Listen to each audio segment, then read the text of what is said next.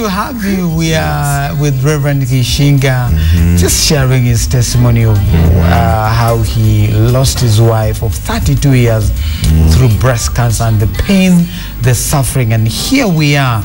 Your wife has passed on. The first Christmas after that, umezoea keki, and you've been having all these guys coming to your home and celebrating together. Na sasa inakuwa ni githeri na juice. Oh my. Kuroba githeri na juice on a Christmas. On a Christmas. Do you know Christmas ndo siku na funguka kidogo? Me, there was a time when I was preparing for the Mfalme competition on the 20th of December. That Christmas mi sikudishi. Nilibaki kwa nyumba nikifanya practice. Wow. It was for a cause. That was a lonely Christmas for a cause. It was for a good cause. This is a very sad one. You don't have, you know, you've lost your loved one who used to make this a Christmas. Now she's not there. There's quite a bit of response we can... Yeah, I'm going to read a question here. Yes. It says, hi, I know the testimony is meant to be encouraging, but my mom is going through chemo. And the testimony is not encouraging at all to her. She's crying and has lost all hope. You know, and this anauliza, now what is the encouraging part for her as a cancer patient? Wow, that's a heavy question, huh? How can you tackle that, Trevor? Okay, we have chosen this morning to be very honest. And because I wish someone had been as honest with me as I have tried to be with others. Because when you are operating without information, without knowledge, then you may expect sometimes more than even doctors may be able to give. And our counsel is very definitely don't wait to discover cancer at stages 3 to 4. Right. When we discovered with Emmy, because then we put her into a rather late stage. Our doctor, Dr. Njuguna, was first class. He actually used to encourage me and tell me, don't worry, you Emmy, worry about your healing and getting better. Gishinga and I, let's worry about the money. We shall get it even if it means getting it later. So the doctor was first class and wanted to see Emmy gets well, the very best. So no shortcut was made. In fact, she was getting a double dosage of whatever she was getting, almost. She was getting two chemicals simultaneously. But doctors can do only so much. True. And depending on the stage at which it is happening. And we need to encourage this lady by telling her, God ultimately is the healer. Come on. He is a healer. Amen. It is not the doctors. And when God says, you will not go, you will not go. If he says, I'm going to use this chemo to heal you, exactly, he will heal you. Amen. And so we take either route, knowing ultimately the result belongs to God. Wow. Doesn't all depend on the doctors. Amen. I like the way you've sealed that. It's God who heals, and we encourage her. You trust upon God because He heals. Reverend is not here to discourage you. No. Essentially, the reason why you're here is to encourage people like her that there is hope, even in darkness. That's correct. So I think the catch was, let's all hope for the best, but let's all be prepared for the worst. That's correct. Ranchika, usikuwa informed. Yeah, it's good to be informed. Yeah, it's good to be informed. Yeah. Yes. So here you are, Christmas #1, githeri and juice. Your life changed totally. But now, after all this had happened, tell us, sasa kuliendaje, what was your route after, the demise of Emmy? It's a very interesting story. I had read that when you have had a very good marriage, the tendency to remarry and perhaps more quickly is faster than when you have had a difficult marriage. Oh. It's very ironic. That's interesting. When you've had a good marriage, the tendency to remarry is faster. Exactly. Than when you had a bad one. Exactly. Okay. Because when you have had a bad marriage, it's like, I don't want to enter there again. You're skeptical. I don't want to enter there again. It was painful. Yes. And I don't want to go there, as long as I can keep it away. So sometimes we do have a very wrong conception, and I think I was there, although I had read about it, that at that time, did that line really get you off guard? No, yes, at that time, it surprised me. It surprised me. But when I got into it, I realized the wisdom behind it, the reality behind it.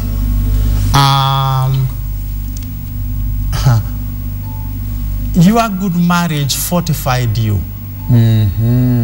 You enjoyed the relationship. Yes. Now the fortifications are gone. The relationships are broken. They are gone. Not broken in a manner of being pathological. They are actually removed. They are no longer there. They are no longer, yes. And your world crashes.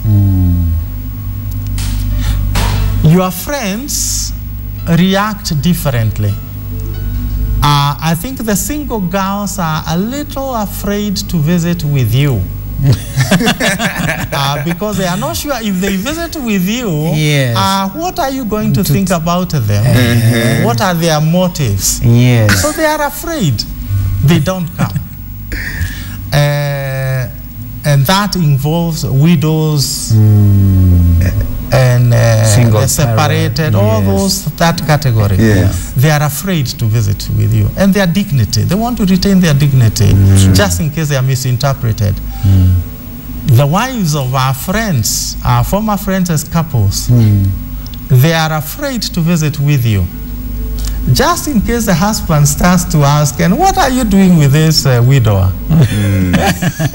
The dynamics have changed. Yes. So even that, there is a bit of being left alone. What? The men, unfortunately, we are hopeless fellow counselors to each other. We don't know how to handle problems. Of even man to man.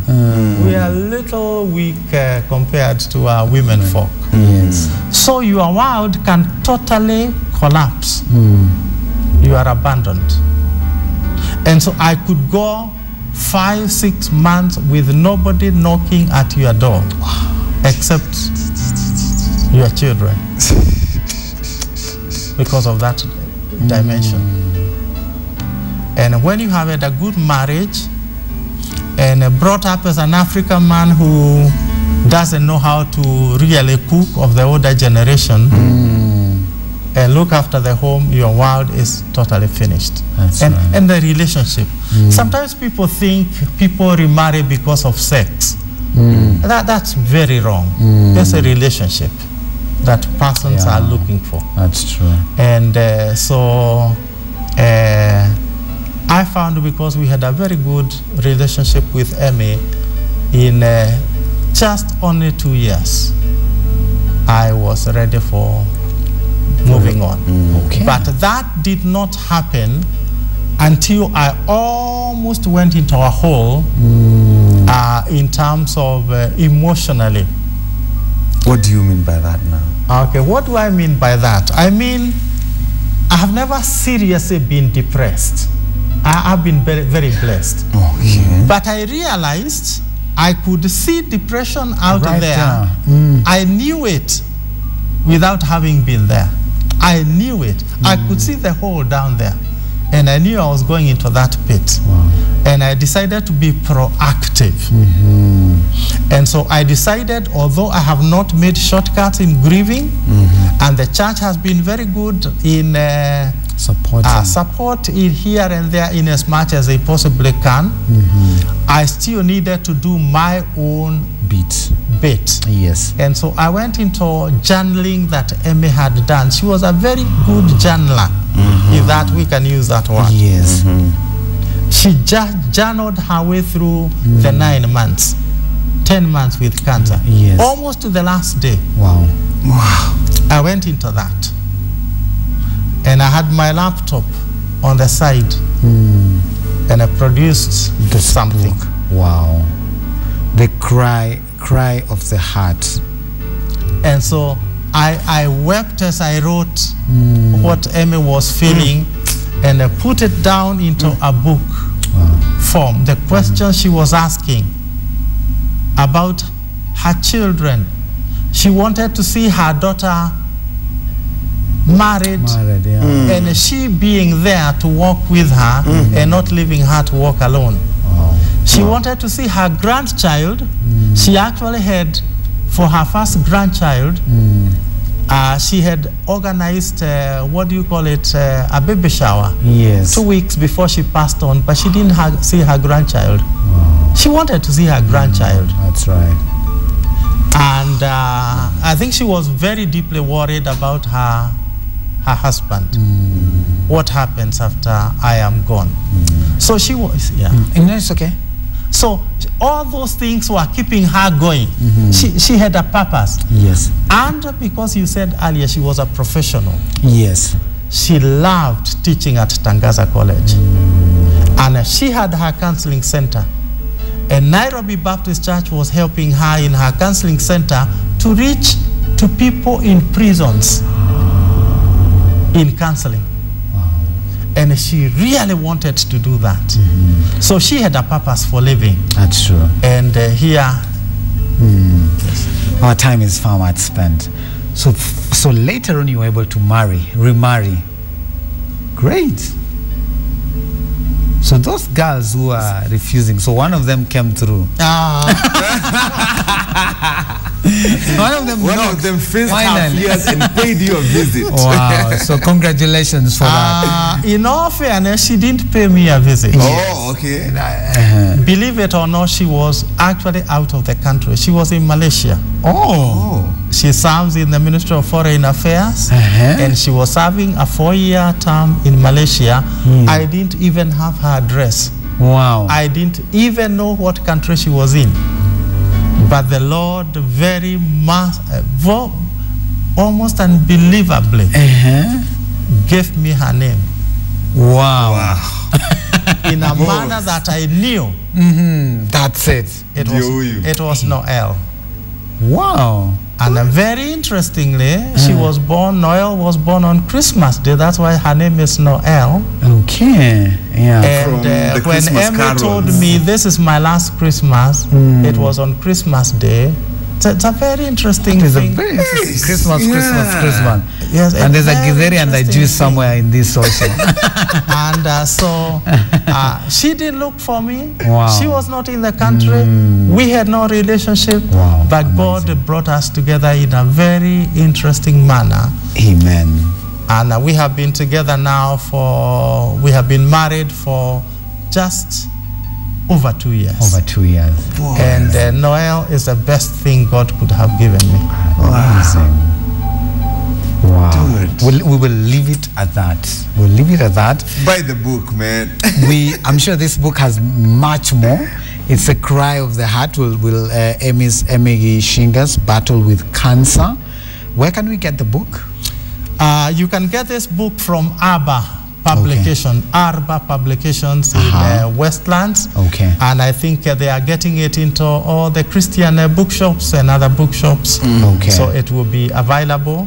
Retail is how much? It is 800 shillings. 800 shillings. Yes. So you can get the book. When you read it, I'm sure you will get much more than what we've been able to get in the interview. In 30 seconds, you can just look here and tell our viewer, this camera too, in 30 seconds, an encouraging word as we finish.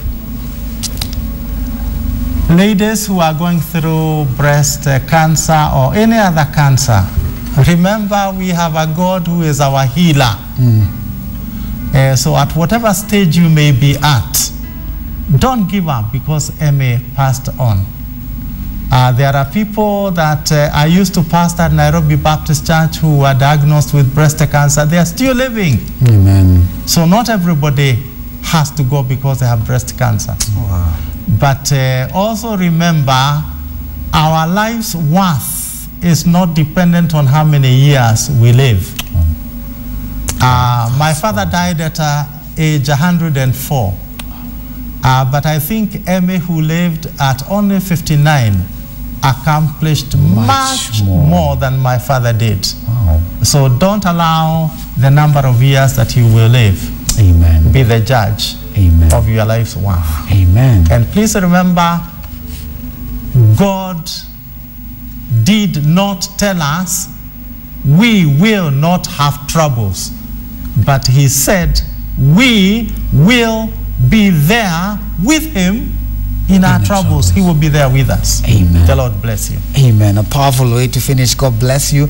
After this, we're going to JCC for a live church service, and later on, we'll be having DJ Kroba and Kendi Ashtiva at 11 on Tukuza Plus. God bless you.